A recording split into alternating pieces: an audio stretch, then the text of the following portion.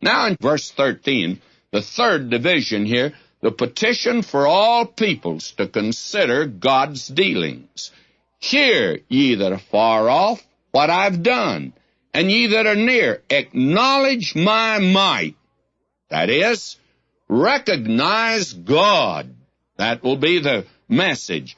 The sinners in Zion, verse 14, are afraid. Fearfulness hath surprised the hypocrites. Who among us shall dwell with the devouring fire? Who among us shall dwell with everlasting burnings?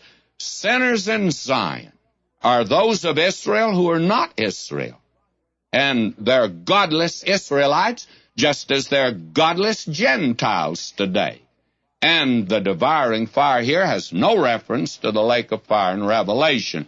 It's to the fact that our God is a consuming fire, and that He is a holy God, and He intends to judge in that day.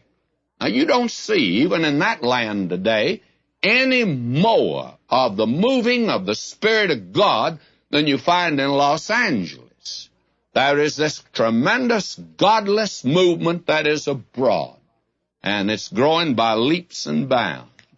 And that's the reason we're getting out the Word. We don't know how much longer we can do it, but we're going to keep at it as long as we possibly can. And friends, God's people today need to be rather concerned about getting out His Word here. And judgment is not a pretty subject. This is not the way to make friends and influence people, to give the messages I'm giving right now in Isaiah. But they're not my messages, they're Isaiah's. And Isaiah's messages are God's messages. My feeling is He'd like to get them out. I'll do my best. All right, now, will you notice this? He that walketh righteously, this is verse 15, speaketh uprightly, he that despiseth the gain of oppressions. What will be that? This one that stoppeth his ears from hearing of blood, and shutteth his eyes from seeing evil. Now, we have here that the one that will turn in faith in Christ to that day and walk in righteousness will be saved, because in that awful day we find that where sin abounded, grace did much more abound. Now we come down to verse 24, and this is the fourth division here. Praise to God for final deliverance. And the inhabitants shall not say, I'm sick. The people that dwell therein shall be forgiven their iniquity. Now this is a glorious prospect which is held out for Jerusalem.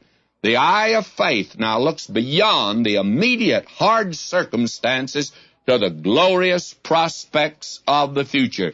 This is the day when the King will be in Jerusalem. The Prince of Peace will then bring peace to the earth.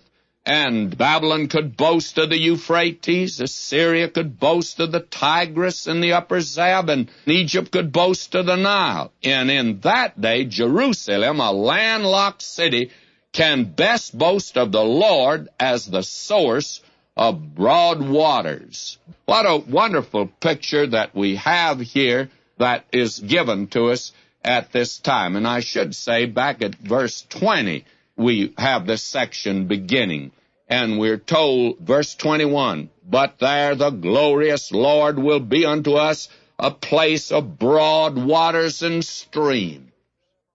Jerusalem, a landlocked city, will be a great place. In that day, it'll be a seacoast town for the